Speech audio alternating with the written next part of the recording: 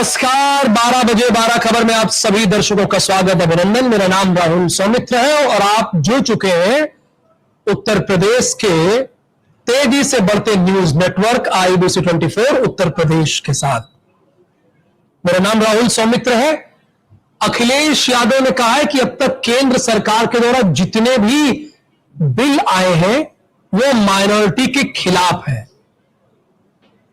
और इधर आजम खां से मुलाकात की शिवपाल यादव, उन्होंने कहा है कि हमारी सरकार आती है तो शिवपाल यादव को गृह मंत्री बनाएंगे।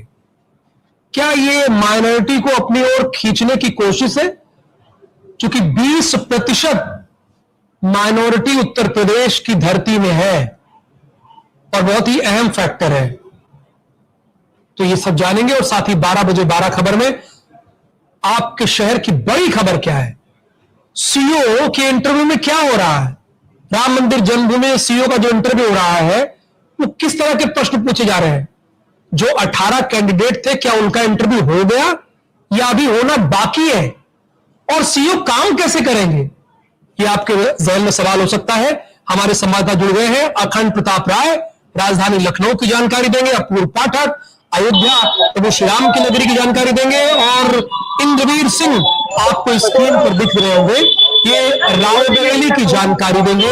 यानी नेता प्रतिपक्ष का संसदीय क्षेत्र है, वहां की बड़ी खबर क्या है। तीनों बड़ी अहम सीट है और अहम शहर है। तो सबसे पहले अपूर्व पाठक, मैं आपका रुख करूंगा, एक एक करके सबको लेते आइए। अपूर्व पाठक, क्या सभी 18 कैंडिडेट का तो सीईओ के पद पर इंटरव्यू दे रहे थे उनका हो गया या अभी होना बाकी है, और वहां क्या प्रक्रिया चल रही है, ये हमारे दर्शकों को बताइए। बिल्कुल राहुल, मैं बताना चाहूंगा जिस तरीके से 11 तारीख से सीईओ की नियुक्ति की जो प्रक्रिया थी वो शुरू हो चुकी थी।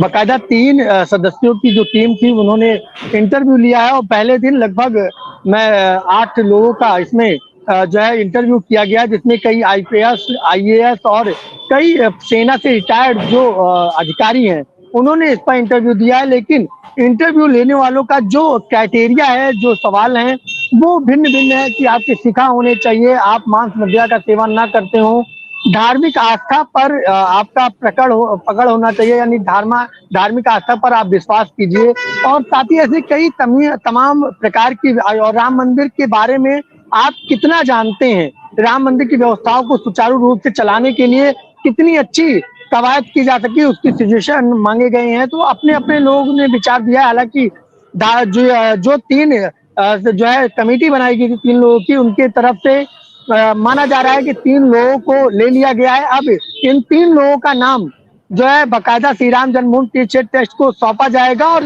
2 तारीख को जब श्री राम जन्मभूमि तीर्थ क्षेत्र ट्रस्ट की बड़ी बैठक है उसमें ऐलान होने की संभावना है और कहीं ना कहीं आधिकारिक पुष्टि भी हो सकती है। कोई एक सीईओ होगा जो कि 3 सालों के लिए हो गया और राम मंदिर के लिए बहुत ही बेहतर होगा। लेकिन उसके साथ ही अगर बात की जाए तो संतों ने इसका जो है विरोध भी करना शुरू कर दिया है कि सीईओ का क्या काम है राम मंदिर में या किसी भी धार्मिक स्थान पे। इसका लगातार ये सवाल जवाब का जो क्रम है वो अयोध्या से उठता हुआ नजर आ रहा है। जी ठीक है, यानी विरोध शुरू हो गया है। तो ये आप सारे लोगों का इंटरव्यू हो गया, मैं जानना चाह रहा हूँ सभी का इंटरव्यू कभी होना बाकी है? नहीं राहुल, मैं बताना चाहूंगा जिस तरीके से पहले दिन 8 लोगों का हुआ था, दूसरे दिन 4 से 5 लोगों का बताया जा रहा है, और आज भी यानी कि 3 दिवसीय ये इंटरव्यू का यानी कि साक्षात्कार का जो क्रम था वो 3 दिवसीय था। आज उसका तीसरा दिन है, लेकिन अभी तक जो है जो लोगों का जाने का सिलसिला है वो अभी तक नहीं दिखाई पड़ा है। मैं अभी राम मंदिर प्रवेश द्वार के चौराहे पर हूँ क्योंकि भीड़ अत्यधिक है, क्योंकि श्रावण मास का समय चल रहा है और लोगों का आवागमन ज्यादा है। लोग बाहर से अयोध्या पहुंच रहे हैं, जो है नागेश्वर नाथ में जल चढ़ा रहे हैं और साथ ही रामलला का दर्शन करते हुए नजर आ रहे हैं। तो मैं उसी चौराहे पर मौजूद हूँ और यहीं से जो इंटरव्यू यानी कि साक्षात करने वाले जो IPS या जो भी जिनको चयनित किया गया था 18 नामों में, वो यहीं से जाने का सिलसिला जारी है। जी बहुत धन्यवाद इस पूरी जानकारी के लिए अपूर्व पाठक। यानी विरोध भी शुरू हो गया है। संतों का कहना है कि राम मंदिर जन्मभूमि में सीईओ का क्या काम, कोई मल्टीनेशनल कंपनी तो है नहीं, वो हमारी आस्था का विषय, हमारी आस्था का केंद्र है। वहां पे सीईओ का कोई काम नहीं होना चाहिए। क्या खबर है अखंड प्रताप राय राजधानी लखनऊ से? बिल्कुल राहुल, आपको बता दें कि जिस तरीके से इलेक्शन को लेकर के राजनीति शुरू हो गई है 2027 को इलेक्शन को लेकर के, चाहे बसपा की तरफ से हो, समाजवादी पार्टी की तरफ से हो, कांग्रेस से हो या फिर बीजेपी से हो, उसको लेकर के एक नया अपडेट आया है। क्योंकि गठबंधन को लेकर के तमाम जो सियासी समीकरण है उसको बैठाने की बात हो रही है। लेकिन इसमें सबसे बड़ा और नया अपडेट सामने निकल करके आ रहा है, वो ये आ रहा है कि कांग्रेस और समाजवादी पार्टी के बीच में जो गठबंधन है उसमें कहीं ना कहीं पेच दिखाई दे रहे हैं, पेच फंसते हुए दिखाई दे रहे हैं। और वो ऐसे पेच हैं जो कहीं ना कहीं कांग्रेस पार्टी के नेताओं के द्वारा साफ तौर पर कांग्रेस के आला कमान को बताए जा रहे हैं। सबसे बड़ी बात है कि कांग्रेस कार्यकर्ताओं नेताओं को ये लगता है कि अगर विधानसभा का चुनाव जब 2027 में होगा तो समाजवादी पार्टी के साथ अगर गठबंधन में जाते हैं तो समाजवादी पार्टी की तरफ से जो सीटें देने की बात की जा रही है वो 50 से ज्यादा सीटें देने की बात नहीं कही जा रही है। 50 से ज्यादा सीटें वो कांग्रेस को देने के पक्ष में नहीं है। इसको लेकर के जो कांग्रेस के जो प्रदेश नेतृत्व, ये यूं कहे कि कांग्रेस के जो नेता हैं उन्होंने सीधे तौर पर इस समाजवादी पार्टी के प्रमुख अखिलेश यादव की मनमानी को लेकर के जो उच्च या कहे शीर्ष नेतृत्व कांग्रेस का है उनको बात अवगत कराई। और जिस तरीके से आज लोकसभा स्थगित हो गई है, इसके बाद ये माना जा रहा है कि कांग्रेस के नेता शीर्ष नेतृत्व से मुलाकात करके एक नए सियासी समीकरण को बताते हुए नजर आ रहे हैं। और उसका जो सबसे बड़ी बात है, उसकी जो कड़ी है वो बीएसपी होगी। और इस कड़ी में आपको एक बात और भी राहुल आपको ध्यान दिलाना चाहेंगे कि जब प्रदेश प्रभारी जो कांग्रेस के बने हैं गौतम, जब ये बने नहीं थे प्रभारी, उससे पहले ही वो बीएसपी के प्रमुख के दर पर पहुंचे थे। भले उनसे मुलाकात नहीं हुई थी, लेकिन जो नई प्रभारी है या नए प्रभारी जिनको पास प्रभार मिला है उत्तर प्रदेश का, वो एक नया सियासी समीकरण बनाना चाहते हैं और वो बीएसपी के साथ गठबंधन की जुगत में और तमाम ऐसे रास्ते निकाल रहे हैं जिसकी वजह से वो कांग्रेस जो है वो बीएसपी के साथ गठबंधन करे। और एक बड़ी बात निकल करके सामने आ रही कि बहुत जल्द किसी बड़े नेता की जो मुलाकात है वो बीएसपी प्रमुख से हो सकती है। और कहीं ना कहीं जिस तरीके से समाजवादी पार्टी के अंदर तमाम जगहों पर हमने सुना था किस तरीके से जो कांग्रेस के सांसद हैं इमरान मसूद, उन्होंने भी कहीं ना कहीं समाजवादी पार्टी पर हमला बोला था। तमाम जो नेता है वो भी कभी ना कभी खुल करके बोलते आए हैं। समाजवादी पार्टी की तरफ से भी इस चीज को लेकर के बोला गया था। और आपको याद होगा जब ये सदन शुरू हुआ था उसमें गठबंधन को लेकर के जब सवाल पूछा गया था सपा सुप्रीमो से, तो उन्होंने कहा था अभी बहुत समय है। तो ऐसे में चीजें कुछ क्लियर नहीं है। और मुझे लगता है कि गठबंधन का जो नया मामला है या गठबंधन को लेकर के जो पेच है कांग्रेस की तरफ से या समाजवादी पार्टी के बीच में जो मतभेद है वो शायद आने वाले समय में खुलकर देखने को मिलेंगे। और नए सियासी समीकरण के तहत बीएसपी के साथ कांग्रेस जा सकती है, इसकी भी संभावना से नकारा नहीं जा सकता। जी राहुल, ये तो बहुत बड़ी खबर दे रहे हैं अखंड आप, ये बहुत बड़ी खबर है। यानी मायावती का बंगला मॉल एवेन्यू में और 10 मॉल एवेन्यू में कांग्रेस का दफ्तर, तो इसके पीछे सोर्स क्या है आपका? जी राहुल, आपको बता दें, देखिए सोर्सेस तो कोई ऐसा नहीं कह सकते कि किसी वैलिड सोर्स के थ्रू ये खबर है, लेकिन इतना जरूर है कि अगर इस हर सियासी क्या कहते हैं ना कि हर चीज को दांव पेच को या हर एक बात को जब कनेक्ट करते हैं तो चीजें निकल करके सामने आती हैं। साफ तौर पर जो प्रदेश प्रभारी बने हैं गौतम जो है वो साफ तौर पर बीएसपी के साथ गठबंधन में ज्यादा दिलचस्पी दिखा रहे हैं। और आप भी देख रहे होंगे कि तमाम जो बयानबाजी रही है कांग्रेस के नेताओं के द्वारा, और अगर कांग्रेस के सांसद अगर बोलते हैं 7 सांसद है और 7 सांसदों में अगर एक सांसद भी समाजवादी पार्टी और कांग्रेस के बीच में इसके पीछे वजह ये हो सकती है ना कि देखिए इसके पीछे वजह ये हो सकती है खंड कि बसपा में ज्यादा बार्गेन कर ले जाएंगे। सपा में उतना बार्गेन नहीं कर पाएंगे सीटों को लेकर, यहां ज्यादा बार्गेन कर ले जाएंगे। और बसपा का वोट इंटैक्ट है, 10 से 12% उनका वोट इंटैक्ट रहता है।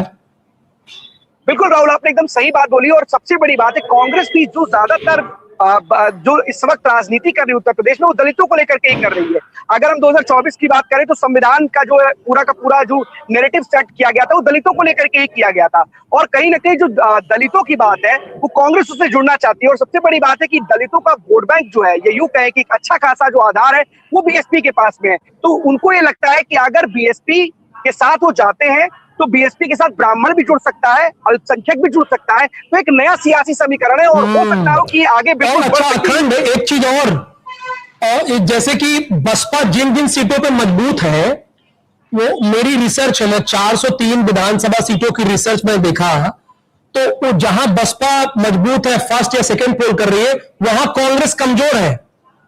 तो कांग्रेस कमजोर है तो बसपा को कोई दिक्कत नहीं होगी, है ना। और जहां कांग्रेस मजबूत है तो यानी सीट की बार्गेन अच्छा कर ले जाएगी यहां पे, जो मुझे समझ में आ रहा है। और समाजवादी पार्टी में उतना बार्गेन कर नहीं पाएगी, समाजवादी पार्टी से अगर गठबंधन होता है तो बामुश्किल उनको बहुत अगर उड़ेंगे तो बामुश्किल 60 सीटों से ऊपर वो देने वाली नहीं है, क्योंकि ये उनके लिए डू और डाई, समाजवादी पार्टी के लिए डू और डाई है ना इनके लिए, तो 60 सीटों से कंप्रोमाइज नहीं। लेकिन कांग्रेस कम से कम 200 चाहेगी कि उसको 150 या 200 के आसपास सीटें मिले, तो वो बसपा से वो बार्गेन कर सकती है। ये आपका समीकरण ठीक कह रहा है, इसकी संभावना हो सकती है। लेकिन इससे 3 मोर्चा हो जाएगा, फिर 3 खेमा हो जाएगा। बिल्कुल राहुल, जैसे अभी तक ये था कि बीएसपी को लोग बहुत कमजोर करके चल रहे हैं, लेकिन आप ध्यान से देखिएगा कि एक नैरेटिव जब 10 तारीख को एक रैली होती है सादाबाद में आकाश आनंद की, उन्होंने एक नया नैरेटिव भी सेट कर दिया है। उन्होंने जेनजीज को आगे कर दिया है, और जो अभी तक जो 2 युवाओं की जोड़ी थी, 2 लड़कों की जोड़ी थी, वो अंकल में तब्दील हो चुकी है। क्योंकि आकाश आनंद तो ऐसे प्रेजेंट किया कि मैं तो जेनजी हूँ, 30 साल का मैं लड़का हूँ, अगर मैं 50 साल के व्यक्ति को अगर अंकल नहीं कहूंगा तो क्या कहूंगा। एक बड़ा नैरेटिव है, और बीएसपी के पास अच्छा खासा वोट बैंक भी। और एक और प्लस पॉइंट भी है राहुल जी, आपको बता दें, वो ये प्लस पॉइंट है कि समाजवादी पार्टी कांग्रेस को जो सीट देगी वो कोई जीतने वाली सीट नहीं देने वाली। जहां पर उसका आधार कमजोर होगा, या जहां पर उसको सीट, या यूं कहे कि जहां वो मजबूत नहीं है, वहीं पर वो देगी। तो कांग्रेस भी चाहती है कि हारी हुई सीट लेने से बढ़िया है कि कोई ना कोई दूसरा एक नया रास्ता निकाला जाए, जहां पर कम से कम कुछ सीटों पर दावेदारी ठोकी जा सके। और यही कारण है, क्योंकि अगर आपने भी देखा होगा कि 2 ही सीटें कांग्रेस के पास इस वक्त पूरे उत्तर प्रदेश में है। एक रामपुर खास है, जो प्रमोद तिवारी जी की सीट थी, उनकी बेटी आराधना मिश्रा मोना है, और एक फरिंदा सीट है जहां पर वीरेंद्र चौधरी विधायक है कांग्रेस के। तो ये 2 सीट है, इसके अलावा कहीं पर भी, क्योंकि आपने उपचुनाव में भी देखा कि कांग्रेस को वही सीट दी जा रही थी जहां पर समाजवादी पार्टी मजबूत नहीं थी। तो एक और बात इसमें निकल के आ रही है कि कांग्रेस को सीटें वही दी जाएंगी समाजवादी पार्टी की तरफ से जिन सीटों पर समाजवादी पार्टी कमजोर है। तो ऐसे में हर चीज को कनेक्ट करके, एक एक चीजों को कनेक्ट करके और इस नए सियासी समीकरण को बनाते हुए दिखाई दे रहे हैं। अब बहरहाल ये कितना सच होगा, इस रास्ते पर आगे चल पाएंगे या इस रास्ते पर, क्योंकि बीएसपी ने भी साफ कहा है कि वो किसी के साथ गठबंधन नहीं करने वाली, तो कहीं ना कहीं अभी बहुत सारे पेच है। फिलहाल ये इस तरीके की कहीं ना कहीं कयासबाजी लगाई जा रही है। अब देखने वाली बात होगी कि कितना ज्यादा इस आगे चल करके सत्य होता है, लेकिन लास्ट मोमेंट पे भी बहुत कुछ चीजें बदल जाती हैं। शायद हो सकता हो कि एक नया सियासी समीकरण देखने को मिले, हो सकता हो वो तीसरा मोर्चा हो, वो भी कहने में हमें लगता है कि शायद ये हो सकता है। जी बिल्कुल, बहुत धन्यवाद इस पूरी जानकारी के लिए आपका। अखंड प्रताप राय, इंद्रवीर सिंह हमारे साथ ज्वाइन कर चुके हैं, और सुशील कुमार भी में ज्वाइन कर चुके हैं गोरखपुर से। काफी देर से इंतजार कर रहे थे इंद्रवीर सिंह। इंद्रवीर सिंह, क्या खबर है रायबरेली से? देखिए राहुल, 11 से 15 अगस्त तक पूरे प्रदेश में, या यूं कहे पूरे देश में जो है भारतीय जनता पार्टी की तरफ से एक तिरंगा यात्रा का अभियान चालू किया गया। और ये अभियान जब से भारतीय जनता पार्टी की सरकार रही है, और 15 अगस्त 26 जनवरी को हम बड़े स्तर पर देखते हैं। और अगर आज मैं बात करूं तो रायबरेली में भी इसी के अंतर्गत जो है प्रदेश में कमला सिंह है, ये जो है मंत्री प्राप्त दर्जा है, महिला कल्याण निगम की अध्यक्ष है कमलावती सिंह। ये जो है आज रैली पहुंची है, और रैली से आज इन्होंने हाथी पार्क चौराहे से लेकर डिग्री कॉलेज चौराहे पर, चूंकि हमारी लाइव के वजह से हम लोग हाथी पार्क से स्टार्ट हुई है यात्रा, और अब मैं दिखाना चाहूंगा कि डिग्री कॉलेज चौराहे पर पहुंच चुकी है।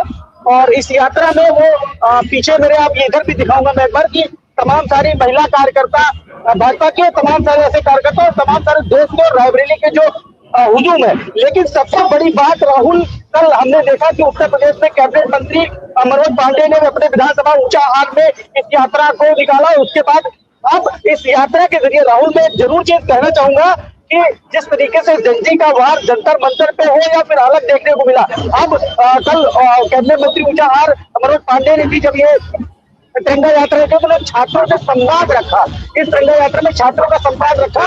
और अब हर एक नेता, या खासकर अगर मैं बात करूं हर एक पार्टी, अब कहीं ना कहीं जनजी को साधने में लगी है।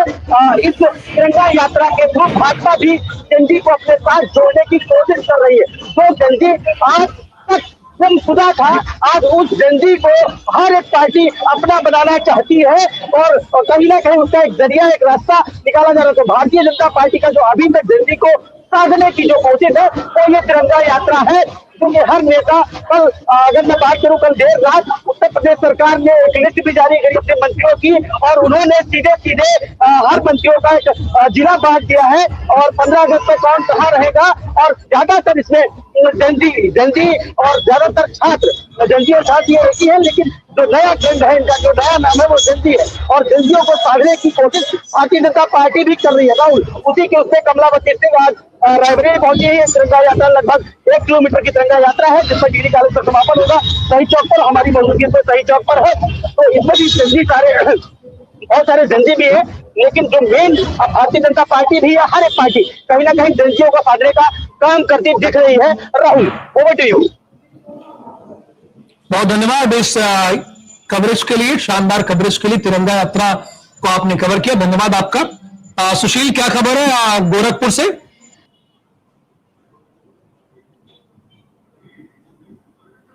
राहुल, गोरखपुर की अगर बात करें तो 2 खबरें यहाँ पे मैं आपको बताऊं। सबसे पहले बताऊं कि एक जो है बालक जो है, जिसकी उम्र महज कम है, नाबालिग है, और उसने अपने फिरौती को लेकर के पुलिस को चकमा दिया है। 2 लाख की फिरौती मांगी थी, क्योंकि वो ऑनलाइन गेमिंग के चक्कर में पड़ा हुआ था।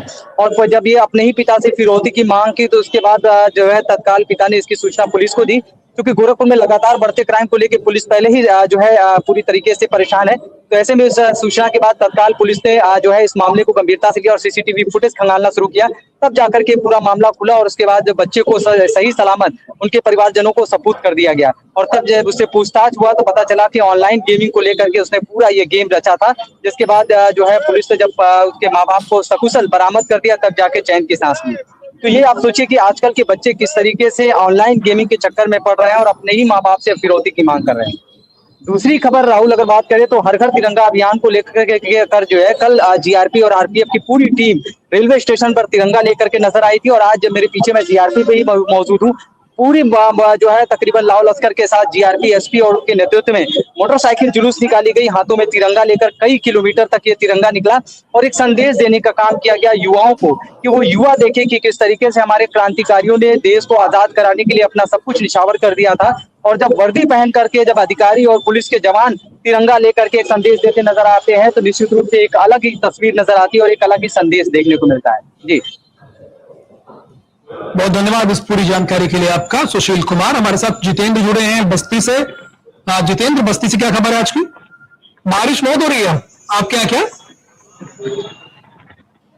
बिल्कुल राहुल, देखिए जिस तरीके से कहीं ना कहीं जिस बीजेपी में लगातार अब बात की जाए तो प्रत्याशियों में काफी होड़ से दिख रही है, क्योंकि प्रदेश अध्यक्ष लगातार बस्ती में दौरा किया। उन्होंने प्रथम बार बस्ती आए थे और आज भी तिरंगा यात्रा निकलना है। तिरंगा यात्रा को लेकर भी बड़ी तैयारियां की गई, क्योंकि इसलिए बात की जाती है क्योंकि जो तमाम ऐसे प्रत्याशी हैं सभी लोग हर जगह होर्डिंग लगा रहे हैं, कोई उनको जेसीबी से उनका स्वागत कर रहे हैं। तो कहीं ना कहीं लगातार लगे, क्योंकि प्रत्याशी ज्यादा है, बट सबकी निगाहें जो प्रदेश अध्यक्ष जो क्षेत्रीय अध्यक्ष है उनके ऊपर टिकी है कि उनके द्वारा या उनके सहयोग से उनको टिकट मिला। क्योंकि आसाम के जो प्रभारी हरीश द्विवेदी है, जो 2 बार सांसद भी रह चुके हैं, कहीं ना कहीं गृह मंत्री अमित शाह के बड़े करीबी भी माने जाते हैं, तो कहीं ना कहीं उनके द्वारा भी वो भी बस्ती नहीं है। तो तिरंगा यात्रा निकाली जाएगी, लेकिन कहीं ना कहीं टिकट को लेकर बड़ी दावेदारी है। चाहे हरैया की बात की जाए तो हरैया में कंट्रोवर्सी है। वर्तमान समय में मुख्यमंत्री योगी आदित्यनाथ भी वहां पे आए थे, और जो अजय सिंह है वो लगातार वहां से 2 बार विधायक भी हो चुके हैं। तो दावेदारी काफी की जा रही है, चाहे बस्ती सदर की हो, हरैया की हो, रुधौली है, महादेवाई की, सब जगह जो प्रत्याशी बड़े काफी दावा कर रहे हैं और बड़े बड़े होर्डिंग्स भी लगा रहे हैं कि उनको लुभाने के लिए क्या हो सकता हो कि क्षेत्रीय अध्यक्ष के द्वारा हमें टिकट मिल जाए। राहुल, बिल्कुल, देखिए सभी साधने की कोशिश कर रहे हैं तिरंगा यात्रा के जरिए जनजीस को कैसे जोड़ा जाए, क्योंकि आने वाले चुनाव में इनकी भूमिका बहुत अहम होगी। धन्यवाद जितेंद्र। क्या खबर है एसपी सिंह सुल्तानपुर से? सुल्तानपुर जनपद में आपको बताते चले, झटका मशीन जो लगे हुए हैं खेत में, उनको लेकर के आए दिन घटनाएं होती थी, कई मौतें हुई, जिसको लेकर जिलाधिकारी और संबंधित ये झटका मशीन क्या है, मुझे बताइए, मैं नहीं जानता हूँ। ये सर झटका मशीन जो आवारा पशु जो खेत के नुकसान पैदा करते हैं, उनको फसल नष्ट करते हैं, उसको लेकर के तो ये करता है एसपी सिंह। जैसे हम लोग भी अपने खेत में कटीले तार लगा रखे हैं, तो अब जो हमारा खेत है वो हम लोगों ने कटीले तार लगाए, क्या उससे कुछ अलग होता है झटका मशीन? नहीं, वो कटीला तार के जैसे घेराबंदी रहती है, उसी में जो है एक बैटरी और एक झटका मशीन आती है, उसके माध्यम से एक तार का करंट लगता है उससे। हाँ, करंट, झटका मशीन से करंट लगता है। ये तो गलत है।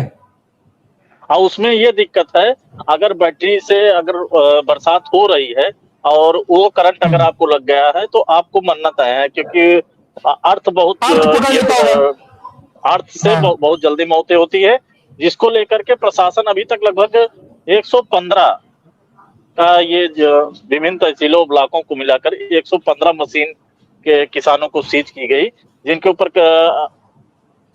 तो क्या उधर नील गायों का आतंक है क्या? मुकदमा उसका लिखा आतंक-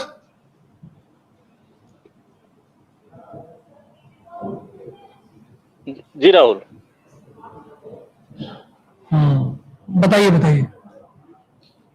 हाँ, तो इसको लेकर के प्रशासन की तरफ से यही हुआ कि आप झटका मशीन ना चलाएं, जिसके ऊपर नहीं तो आपके ऊपर मुकदमा पंजीकृत किया जाएगा और सरकारी की कार्रवाई की जा रही है। और एसडीएम और तहसीलदार के उससे हर गांव और ब्लॉक तहसील स्तर पे जांच की जा रही है कि किन खेतों में झटका मशीन लगाई गई है, या विद्युत के माध्यम से वो जो लाइट होती है उससे भी झटका मशीन का प्रयोग करके जो है न्यूट्रल फेस करके खेतों में दौड़ाते हैं, जिससे मौतें हो रही हैं और जानवर भी मरते हैं, जिसको लेकर के सुल्तानपुर प्रशासन अलर्ट मोड पे। तो मतलब कटीले तार तो लगा सकते हैं ना?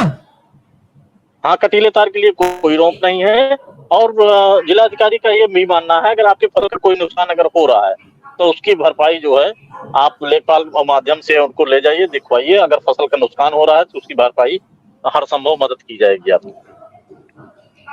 तो भाई और क्या चाहिए? अगर खुद ये बात कही जा रही है जिला प्रशासन के द्वारा कि अगर कोई आपके नुकसान की भरपाई हो रही है, ना नुकसान हो रहा है तो उसकी भरपाई कर रहेगी जिला प्रशासन। हाँ, उनका ये तो आप झटका मशीन क्यों लगा रहे हैं? इंजीत सिंह का यही कहना है कि आप लोग जो मौतें हो रही हैं, हताहत लोग हो रहे हैं, इस पे आप लोग अपनी सावधानी बरत लीजिए, इसको आप ना करिए। और हर संभव जो है जितने जानवर खुला जानवर पाए जा रहे हैं तो हम संबंधित अधिकारी के ऊपर भी कार्रवाई करेंगे, उनको गौशाला भेजा जाएगा। और आप झटका मशीन ना लगाएं, तभी अनुरोध किया। अभी आज भी हो सकता हो पीसी करे, पत्रकारों को बुला करके इसको लेकर के। नहीं, लगाना भी नहीं चाहिए। IBC 24 भी अपील कर रहा है सभी किसान भाइयों से, क्योंकि बारिश का सीजन है, बहुत जल्दी अर्थ पकड़ेगा। इसमें जानवर ही नहीं, जो वहां से लोग गुजरेंगे वो भी उसकी चपेट में आ सकते हैं। झटका मशीन का बिल्कुल प्रयोग न कीजिए, ये अमानवीय है, गलत है और अपराध की श्रेणी में भी आएगा। तो ऐसा नहीं करना है। अगर आपके खेतों के नुकसान कोई पहुंचा रहा है, आप बताइए कि हमारा ये नुकसान हुआ, इतना इतना नुकसान हुआ, उसकी भरपाई जिला प्रशासन के द्वारा की जाए। लेकिन किसान भाइयों, कृपया आप लोग ऐसा ना कीजिए, क्योंकि ये सुल्तानपुर में देखा गया है, लेकिन मैं बता रहा हूं प्रयागराज में ये नहीं देखा गया। प्रयागराज में जो किसान है वो झटका मशीनों का इस्तेमाल नहीं कर रहे हैं। यहां की प्रतापगढ़ में नहीं देखा है, लेकिन सुल्तानपुर में आप लोग कर रहे हैं, तो ये नहीं है, इसीलिए जब्त किया गया है। तो जितने भी किसान भाई हैं सुन रहे हैं हमारे बुलेटिन को, वो झटका मशीन का प्रयोग कृपया ना करें। बहुत धन्यवाद। 12 बजे 12 खबर में जुड़ने के लिए एसपी सिंह, आपका भी बहुत बहुत धन्यवाद। नमस्कार।